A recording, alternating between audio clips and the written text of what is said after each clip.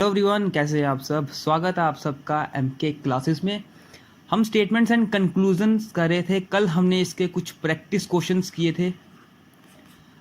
इससे पहले हमने स्टेटमेंट्स का कंसेप्ट था, जो भी कंसेप्ट हमने सीखे, concept number 1 and concept number 2। अगर आपने पहले हमारी वो वाली वीडियोस नहीं देखी है, आप पहले हमारे दोनों कंसेप्ट्स को समझिए। उसके बाद हम आज का पार्ट स्टार्ट कर रहे हैं। आज का पार्ट कंसेप्ट नंबर 3 है और इस पार्ट्स पर आपको काफ़ी ज़्यादा क्वेश्चन पूछे जाते हैं इस पार्ट में। That is either and or case. Either or case पर आपको काफ़ी ज़्यादा क्वेश्चंस पूछे जाते हैं। अगर आपको स्टेटमेंट्स एंड कंक्लूजन पे क्वेश्चन आएगा तो आइदर और केस पर क्वेश्चंस आने के चांसेस काफ़ी ज़्यादा हैं। अगर आप लोगों का लेवल क्वेश्चन का और हाई जाता है तो एक और कंसेप्ट दोस्तों होता है जो काफ़ी ज़्यादा एक हाई कंसेप्ट में क्वेश्चंस में आता है, डैट इज़ पॉसिबिलिटी केस। तो हम क्या करेंगे, हम पॉसिबिलिटी केस को भी कल हम डिस्कस करेंगे, इसके बेसिस पे क्वेश्चंस कैसे किए जाते हैं। तो आज हम आइदर एंड और के समझते हैं, इसको पूरा अच्छे से देखते हैं। चलिए हम आज की वीडियो पर मूव करते हैं। जो भी हमारे चैनल पर दोस्तों न्यू है, हमारे चैनल को सब्सक्राइब कर सकते हो आप। जूनियर असिस्टेंट की क्लासेस चल रही हैं हमारी क्लासेस हमारे इस चैनल पर, जिसमें मैक्सिमम सिलेबस हमारे द्वारा कंप्लीट हो चुका है। अगर आप इंग्लिश की क्लासेस देखो, वो आपको हमारी प्लेलिस्ट सेक्शन में मिल जाएंगी। Computer application, knowledge of computer की क्लासेस आपको हमारे प्लेलिस्ट सेक्शन में मिल जाएगी। इसके बाद अगर आप general awareness with special reference to Jammu and Kashmir और इंडिया के रिलेटेड भी आपको यहाँ पे क्लासेस मिल जाएंगी हमारे प्लेलिस्ट सेक्शन में। जो बचा हुआ पोर्शन था that was maths and reasoning section. Maths का हमने परसेंटेज कंप्लीट कर दिया है, रीजनिंग के भी हमने 2 टॉपिक्स कंप्लीट कर दिए हैं। इसके बाद रीजनिंग का तीसरा टॉपिक चल रहा है अभी, स्टेटमेंट्स एंड कंक्लूजन्स। तो सबसे पहले दोस्तों मैंने आपको कल के लिए क्वेश्चन दिया था, ये वाला आप सबको याद होगा। तो इस क्वेश्चन को एक बार हम ट्राई करते हैं और देखते हैं कि जो आपने आंसर निकाला है क्या वो सही है कि गलत। क्वेश्चन पढ़िए। All players are good. सब के सब प्लेयर्स क्या है, गुड है। ओके, इसी तरह से रिलेशन बोल रहा है। Some good are play. कुछ गुड क्या है, प्ले है। ओके, कंक्लूजन्स क्या बोल रहा है कि पहला conclusion some play are good, कुछ प्ले गुड हैं। तो बिल्कुल सही, कुछ प्ले गुड हैं। पहली हमारे कंक्लूजन पहला बिल्कुल सही हुआ। सेकंड देखो, सम गुड आर प्लेयर, कुछ गुड प्लेयर है, बिल्कुल सही अगर ये पूरा गुड है। देखो आपको वेन डायग्राम के थ्रू ही समझ आ जाता सब कुछ। अगर ये पूरा का पूरा दोस्तों गुड है तो इसका थोड़ा सा पार्ट, ये अंदर वाला थोड़ा सा पार्ट है सम वाला, क्या ये गुड नहीं होगा? ये भी गुड होगा। और ये पार्ट कौन सा है, ये प्लेयर का पार्ट है। तो ये प्लेयर का पार्ट क्या होगा, गुड होगा। सम गुड यानी कि कुछ गुड क्या है, प्लेयर है। बिल्कुल सही बात बोली है। ओके, तो दोनों स्टेटमेंट्स यहाँ पे ठीक हुई। अगर यहाँ पे ऑप्शन होते तो क्या होता, बोथ आर करेक्ट। ठीक है, दोनों की दोनों स्टेटमेंट्स यहाँ पर करेक्ट है। तो हम आज के बाद की तरफ मूव करते हैं दोस्तों। आज का केस है आइदर एंड और केस, यानी कि आइदर और केस। इस केस को समझने से पहले दोस्तों मैं आपको कंसेप्ट समझा देता हूं कि आखिर ये आपको करना कैसे है और क्वेश्चंस कैसे पूछे जाते हैं। आपको क्या दिया जाता है क्वेश्चन में, सबसे पहले स्टेटमेंट दी जाती है। ओके, स्टेटमेंट्स में इस तरह से कुछ 2 से 3 लाइंस लिखी होती है। उसके बाद दिए जाते हैं कंक्लूजन। उसके बाद कंक्लूजन्स दिए जाते हैं जिसमें कुछ इस तरह से 2 ऑप्शंस आपको दिए जाते हैं। ओके, एंड फिर आपको पूछ लिया जाता है क्वेश्चन में विच इज करेक्ट, इनमें से कौन सा ऑप्शन करेक्ट होगा। पहले ऑप्शन में बोल देगा only option A is correct, दूसरे ऑप्शन में बोल देगा only option B is correct, तीसरे ऑप्शन में बोल देगा आइदर ए और बी, या फिर जो फोर्थ ऑप्शन में आपको ये बोल देगा नन ऑफ द अबव, या फिर बोथ आर करेक्ट। ठीक है, बोथ, या फिर इस तरह से दे दिया जाएगा नाइदर नॉर। ओके, इस तरह से। तो आपको पहचाना कैसे है, इसकी कुछ कंडीशंस होती हैं आइदर और केस की। ये कंडीशंस क्या क्या होती हैं ये आपको सबसे पहले समझना पड़ेगा। जिस तरह से दोस्तों आपको ये क्वेश्चन पूछा जाता है, इसकी कुछ कंडीशंस आती हैं। हमें आइदर एंड और को टिक करने के लिए कुछ कंडीशंस हमें पास होनी चाहिए, तभी हमें समझ आएगा कि ये आइदर और का क्वेश्चन पूछा गया हुआ है। सबसे पहली कंडीशन क्या होगी, जब आप अपने कंक्लूजन्स को चेक करोगे कि क्या ये कंक्लूजन हमारे आइदर और केस को रेफर कर रहे हैं, तो पहली कंडीशन ही यही है कि जो दोनों के दोनों कंक्लूजन्स में आपको थिंग्स या फिर एलिमेंट्स दिए गए होंगे, जिन दो चीज़ों को कंपेयर किया होगा वो दोनों के दोनों सेम होंगे, यानी कि एलिमेंट्स आर सेम। इसका मतलब क्या हुआ, एलिमेंट्स आर सेम, मतलब कि अगर यहां पर कंपेयर किया जा रहा होगा सम डॉग्स आर कैट्स, तो नीचे वाले कंक्लूजन में भी इस तरह से लिखा होगा नो कैट्स आर डॉग्स। मेरा कहने का मतलब ये है यहाँ पर दोनों के दोनों कंक्लूजन्स में यहाँ पर भी डॉग एंड कैट को कंपेयर किया जा रहा है, डॉग एंड कैट को एक दूसरे से रिलेशन बताया जा रहा है, यहाँ पर भी कैट एंड डॉग। तो दोनों कंक्लूजन्स में अगर आप देखो तो एलिमेंट्स सेम होंगे। पहली कंडीशन यही है आइदर और केस की कि आपके एलिमेंट्स सेम होने चाहिए दोनों कंक्लूजन्स में। ओके, पहला आपको समझ आ गया। दूसरा इसका कंडीशन ये होता है दोनों की दोनों कंक्लूजन्स में आपकी एक कंक्लूजन वन कंक्लूजन पॉजिटिव होगी, एक कंक्लूजन नेगेटिव होगी। इसका मतलब क्या, ये पॉजिटिव नेगेटिव का मतलब क्या होता है? पॉजिटिव नेगेटिव का मतलब ये हुआ कि एक कंक्लूजन में आपको ऑल या फिर सम, इस तरह से आपको एक कंक्लूजन में दिखेगा कि एक कंक्लूजन आपको पॉजिटिव दिखेगी, यानी कि सम से कंपेयर किया जाएगा या फिर ऑल से कंपेयर किया जाएगा, और दूसरे कंक्लूजन में नेगेटिव कंक्लूजन आपको दिखेगा, यानी कि सम नॉट एंड नो। इस तरह से सम नॉट एंड नो, इस तरह से आपको दोनों कंक्लूजन में ये दिखेगा। यानी कि आपको याद क्या रखना है कि एक कंक्लूजन पॉजिटिव होगा और एक कंक्लूजन नेगेटिव होगा। और मैं आपको ये भी बता दूं कि ज़्यादातर मैक्सिमम टाइम कौन से पूछे जाते हैं दोनों कंक्लूजन्स में से, जो पॉजिटिव कंक्लूजन होगा उसमें आपको सम का दे दिया जाएगा, जो नेगेटिव कंक्लूजन होगा उसमें आपको नो या फिर कभी कभी ज़्यादातर आपको नो ही दिया जाएगा। याद रखिएगा सम और नो में ही ये दोनों ज़्यादातर रिलेशन बोलता है। ओके, इस तरह से आपको याद रखना है कि एक कंक्लूजन पॉजिटिव, एक कंक्लूजन नेगेटिव। ये होगी दूसरी कंडीशन। तीसरी लास्ट कंडीशन आपकी क्या चेक होनी चाहिए यहां पर? तीसरी कंडीशन ये है दोस्तों कि दोनों के दोनों कंक्लूजन्स, बोथ कंक्लूजन्स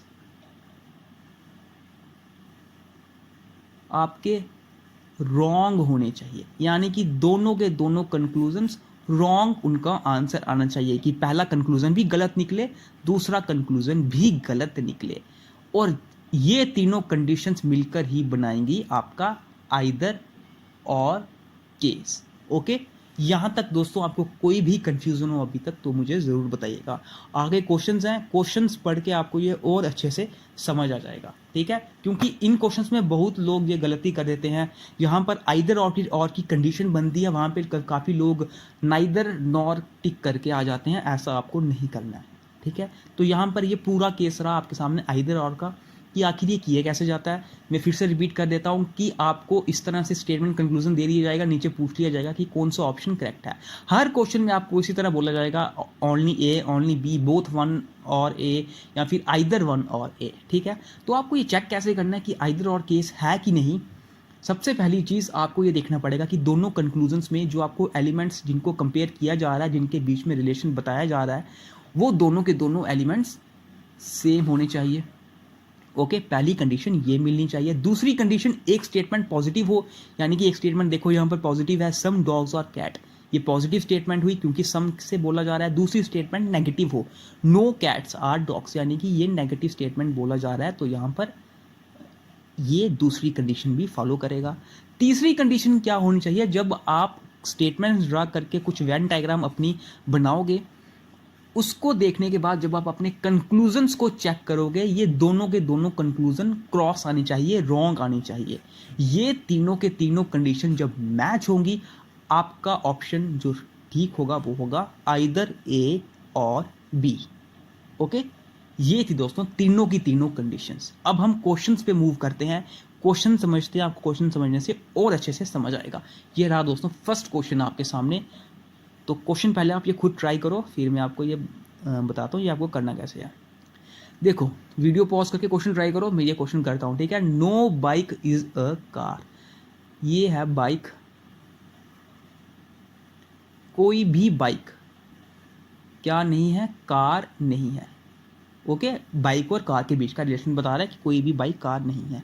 इसके बाद ऑल कार्स आर बसेस, ये है बाइक, सभी की सभी कार क्या हैं, बसेस हैं। यहां पर ध्यान से देखो, बाइक का रिलेशन कार के साथ बताया है, बाइक का रिलेशन बस के साथ कुछ नहीं बताया अभी तक, ठीक है, बस के साथ कोई रिलेशन नहीं बताया है। तीसरा देखो, सम बसेस आर ट्रक, कुछ बसेस क्या है, ट्रक्स है। ओके, यहां तक यही स्टेटमेंट थी, मैंने वेन डायग्राम बना ली। अब मुझे चेक करने हैं कंक्लूजन।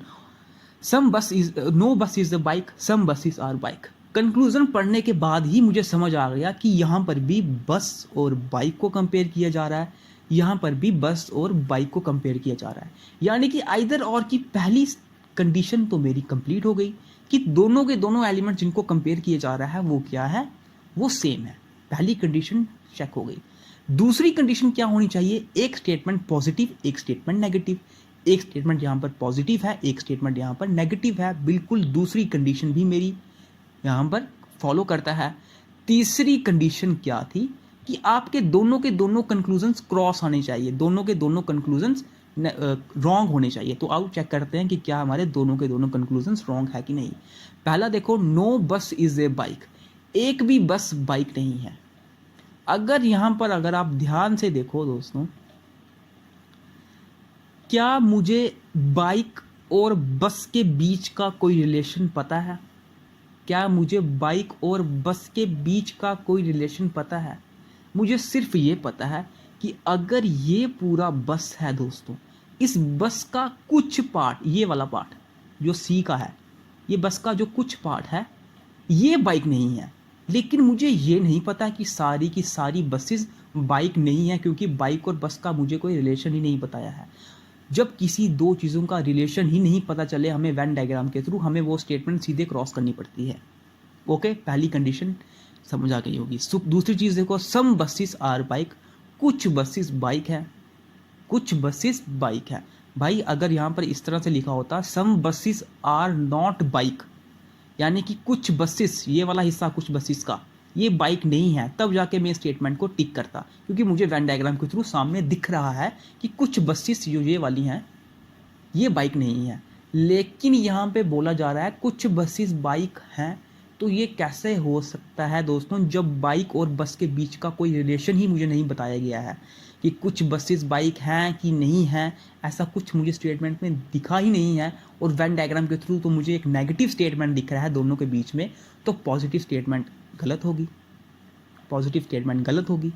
अब ये करने के बाद मुझे ये पता चला कि मेरी आइदर एंड और की तीसरी कंडीशन भी बिल्कुल ठीक रही, बिल्कुल फॉलो करी। पहली कंडीशन दोनों के दोनों एलिमेंट सेम होने चाहिए, वो कंडीशन फॉलो कर गई। दूसरी कि एक स्टेटमेंट पॉजिटिव एक स्टेटमेंट नेगेटिव होनी चाहिए, ये कंडीशन फॉलो कर गया। एंड थर्ड कि आपके दोनों के दोनों कंक्लूजन्स क्रॉस होने चाहिए, ये कंडीशन भी फॉलो कर गया। And this is a either and or case, तो option C is the right answer here. ठीक है, option C is the right answer here. कोई भी कंफ्यूजन हो आप कमेंट बॉक्स में जरूर बोलिएगा। हम नेक्स्ट क्वेश्चन पे मूव करते हैं। नेक्स्ट क्वेश्चन दोस्तों आपके सामने ये रहा। क्वेश्चन पढ़िए, ऑल स्वीट्स आर फ्रूट्स, सबके सब स्वीट्स क्या है, फ्रूट्स हैं। सम फ्रूट्स आर वेजिटेबल्स, कुछ फ्रूट्स क्या है, वेजिटेबल्स हैं। सम वेजिटेबल्स आर स्वीट्स, कुछ वेजिटेबल्स क्या हैं, सम वेजिटेबल्स आर स्वीट्स। अब देखो यहां पर किस तरह से बनेगा ये वेन डायग्राम फिर से बनाने दो।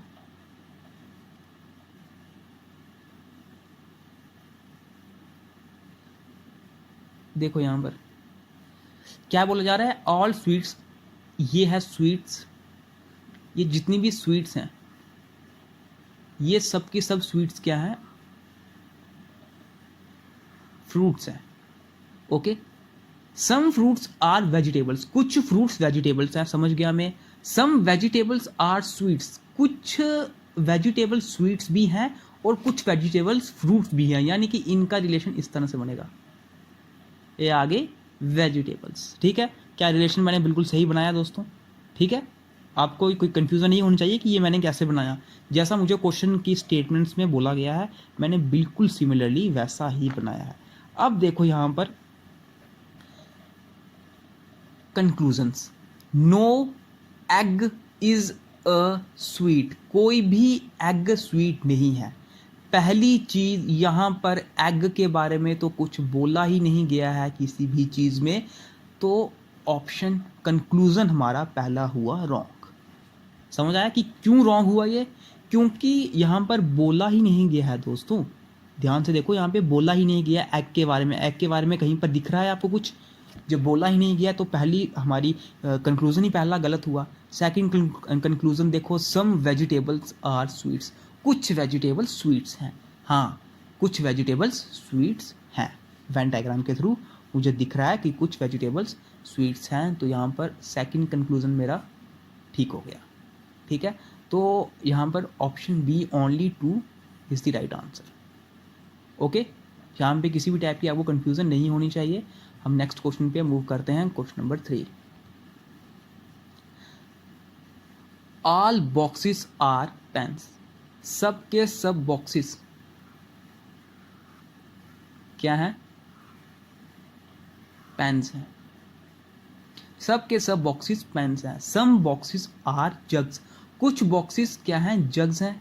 And some jugs are glasses, कुछ बॉक्सेस आपके जग्स हैं। अब आप जिस तरह कैसे भी करके आप ये रिलेशन बना सकते हो, इस तरह से भी कि कुछ बॉक्सेस क्या आगे जग्स आगे और कुछ जग्स क्या हैं? ग्लासेस हैं। इस तरह से भी बना सकते हो, या फिर अगर आप ये मेरे आगे बॉक्सेस, मेरे सारे बॉक्सेस क्या हैं? पेन्स हैं। ठीक है, सम बॉक्सेस आर जग्स, कुछ बॉक्सेस क्या हैं? जग्स हैं। एंड कुछ जग्स क्या है? ग्लासेस है। तो आप जिस तरह से भी रिलेशन बना सकते हो, आप वेन डायग्राम के थ्रू बना सकते हो। ठीक है, दोनों के दोनों ठीक होंगे यहाँ पर। अब देखो कंक्लूजन क्या बोला जा रहा है, सम ग्लासेस आर बॉक्सेस, कुछ ग्लासेस बॉक्सेस भी हैं। अब दोनों डायग्राम में, दोनों में से किसी को भी देखो दोस्तों आप, क्या ग्लास और बॉक्स का कोई रिलेशन मुझे पता चल रहा है? क्या ग्लास और बॉक्स का मुझे कोई रिलेशन पता चल रहा है? मुझे सिर्फ ये पता है कि कुछ बॉक्स जग है और कुछ जग ग्लास है। मुझे ये नहीं पता है कि कुछ बॉक्स ग्लास भी हैं, क्योंकि इन दोनों के बीच का मुझे रिलेशन पता ही नहीं है। और जब दो चीज़ों के बीच का रिलेशन हमें पता ना हो तो वो स्टेटमेंट गलत होती है। ठीक है, वो स्टेटमेंट गलत होती है।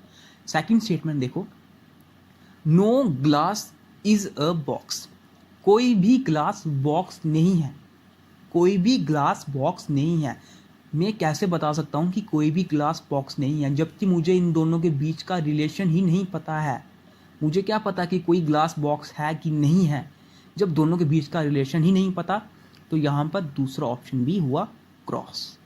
अब जब दोनों के दोनों क्रॉस हो गए तो आप डायरेक्टली यहाँ पर ऐसा नहीं कर सकते नाइदर नॉर, अगर यहाँ पे नाइदर नॉर होता तो सीधे नाइदर नॉर को टिक कर लेते। इस तरह से नहीं करते आप, आपको चेक करना पड़ेगा कि कहीं ये आइदर और की कंडीशन सेटिस्फाई तो नहीं कर रहा। क्या क्या कंडीशन होनी चाहिए आइदर और की? पहली कंडीशन, एलिमेंट सेम होने चाहिए।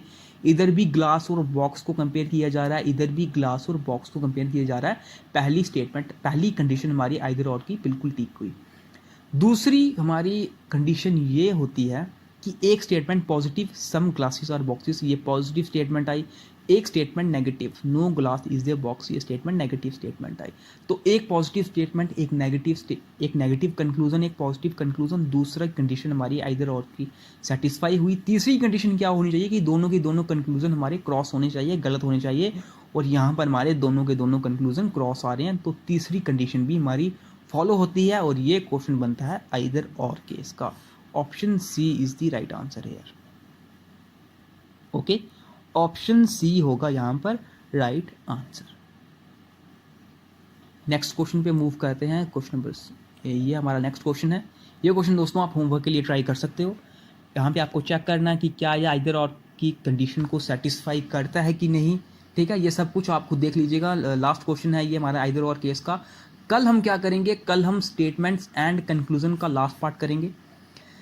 कल का पार्ट काफ़ी ज़्यादा इंपॉर्टेंट होने वाला है, जैसे आज का पार्ट था। कल हम पॉसिबिलिटी दोस्तों, पॉसिबिलिटी का हम थोड़े क्वेश्चन करेंगे। क्वेश्चन मेरा मेन मोटिव कल के लिए क्या है, कल मैं आपको थोड़े से डिफ़िकल्ट लेवल के क्वेश्चन ला कर दूंगा, ठीक है। थोड़े से डिफ़िकल्ट लेवल के क्वेश्चन कल हम थोड़ा करेंगे। वैसे इसमें कुछ डिफ़िकल्ट होता ही नहीं है, इसमें ऐसे ही क्वेश्चन आते हैं, मतलब थोड़ा सा एक लेवल अच्छा लाएंगे। हो सके तो स्टेटमेंट एंड कंक्लूजन पे काफ़ी अच्छे लेवल के क्वेश्चन लाऊंगा, क्योंकि उसमें मैं आपको पॉसिबिलिटी के कंक्लूजन्स भी दूंगा। तो अगर मैं पॉसिबिलिटी की पर्टिकुलर क्लासेस दोस्तों आपको पढ़ाने आ जाऊँ, तो फिर इसमें आपको 2 से 3 क्लासेस मुझे पॉसिबिलिटीज़ की और करवानी पड़ेंगी। लेकिन मैं क्या करूँगा कि कल आपको लास्ट क्लास में पॉसिबिलिटी कुछ इस तरह से समझाऊंगा कि आपको एक बार ये अच्छी तरह से समझना है। सिर्फ आपको समझ आ गया तो आप पॉसिबिलिटी की हर एक क्वेश्चन आप पॉसिबिलिटी का ठीक करोगे, ठीक है। तो कल हम पॉसिबिलिटी के कंसेप्ट भी सीख लेंगे और डिफ़िकल्ट लेवल क्वेश्चन भी करेंगे, जिसमें पॉसिबिलिटी के क्वेश्चंस भी आपको मैं पूछूंगा। तो कल का पार्ट हमारा स्टेटमेंट एंड कंक्लूजन का लास्ट पार्ट होगा। इसके बाद हम रीजनिंग का नया टॉपिक स्टार्ट कर देंगे। अगर आप कमेंट बॉक्स में बता दो कि कौन सा नया टॉपिक आप स्टार्ट करना चाहते हो, चाहे वो मैथ का हो, चाहे वो रीजनिंग का हो। तो पहले तो मैं सोच रहा हूँ कि पहले मैं आपकी रीजनिंग ही कंप्लीट कर देता हूँ, फिर मैं आपका पर्टिकुलर मैथ को कंप्लीट करूँगा, ठीक है। तो पहले हम रीजनिंग कंप्लीट कर देंगे, ज़्यादा समय नहीं लगेगा। विद इन 8-9 क्लासेस या 10 क्लासेस के अंडर आपका पूरा ये रीजनिंग का पूरा ख़त्म हो जाएगा। मेरे ख्याल से 1 हफ्ते में आराम से ख़त्म हो जाएगा, ठीक है। तो मिलते हैं आपसे अब नेक्स्ट वीडियो में, कल मिलेंगे and difficult level questions of statement and conclusions के साथ।